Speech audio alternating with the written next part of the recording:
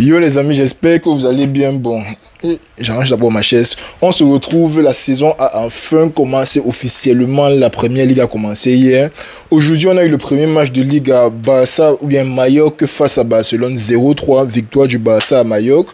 On va faire le débrief les amis, on est parti pour une saison incroyable, toutes les équipes se sont renforcées, tout le monde veut jouer au fort, on va voir ça en fin de saison, on est reparti sur une saison incroyable, mais on va faire le débrief si vous aimez les vidéos ou bien si vous voulez en voir plus, pardon, n'hésitez pas à liker, vous abonner et bien sûr faites ce que vous avez à faire, là vous savez que moi je bègue les abonnés, je suis un mendiant pour les abonnés. Bon, on passe au débrief, Barça 3, Mallorca 0, on est de retour, un match 3 buts, 2 cartons rouges.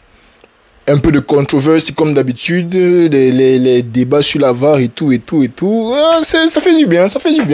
Le Barça a peut-être gagné, mais ça fait du bien d'être de retour. Bon, on va parler du match. Le Barça qui est entré en 4-3-3 classique, Lewandowski toujours absent. Le Barça qui a commencé sans Jules Koundé. Tous les gardiens du Barça sont aussi out. Bon, le deuxième et troisième gardiens sont out. Donc, c'est le nouveau qui a commencé, la Joan Garcia au goal. Devant lui, il y avait Koubassi Araujo. À droite, tu avais Eric Garcia, à gauche, Baldé. Milieu classique, bon, à peu près classique. Pedri, De Jong et Fermin, je crois. Devant, tu avais Ferran, Rafinha et Yamal. Et bon, on s'y attendait honnêtement. Mallorca, s'il y a une équipe, quand tu les vois face au Barça, tu sais qu'ils vont encaisser. C'est Mallorca, je suis désolé.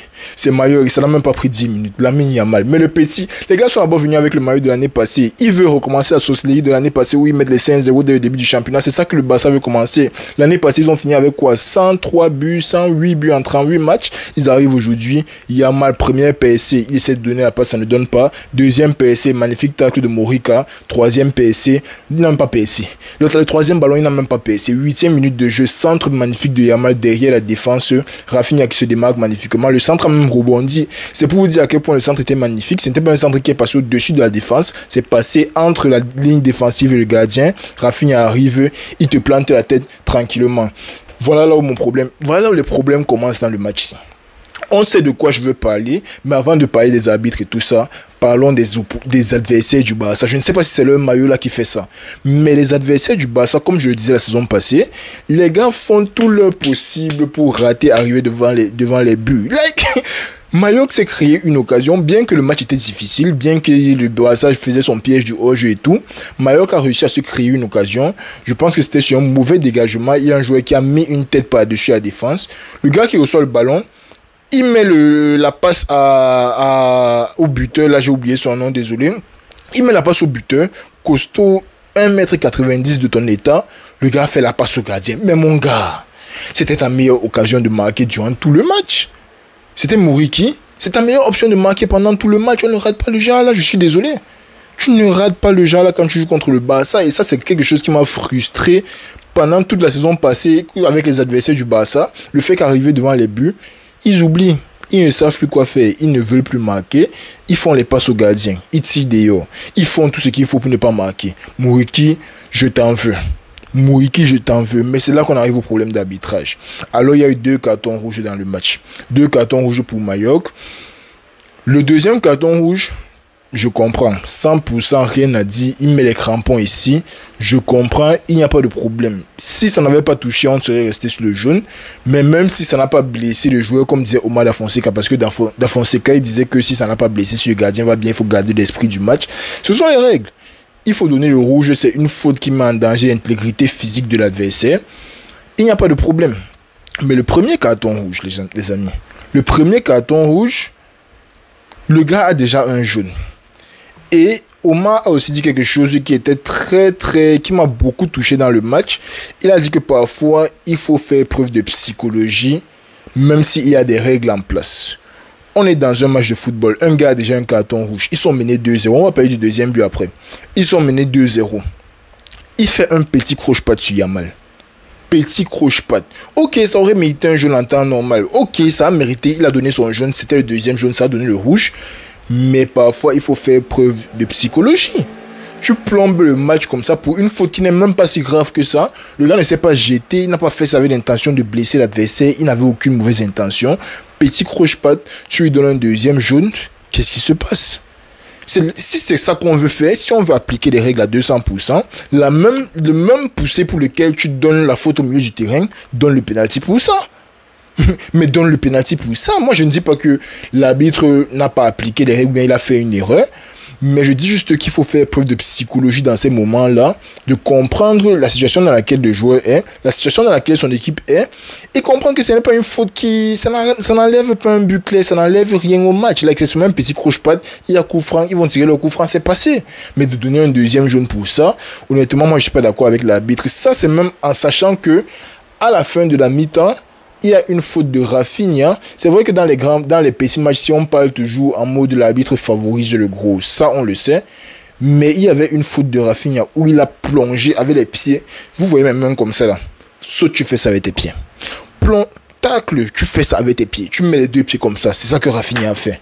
Le gars, chance, n'avait pas son pied appuyé au sol. Ça a seulement ramassé son pied. Mais ça, c'est une faute qui mérite clairement un rouge. Et là, l'avant ne l'a pas appelé. Donc vraiment, affaire d'arbitrage, l'arbitre que moi j'ai vu aujourd'hui là, il n'a d'abord jamais été très bon. En tant que fan du Real, moi je ne l'aime pas beaucoup. C'est le même gars qui a donné un rouge à Bellingham parce que Bellingham a dit fuck off.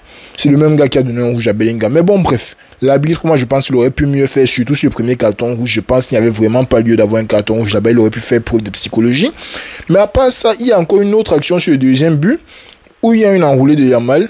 Le défenseur met la tête, ça tape sa tête, le ballon va en l'air, le gars se couche. Il n'a même pas fait comme s'il voulait se...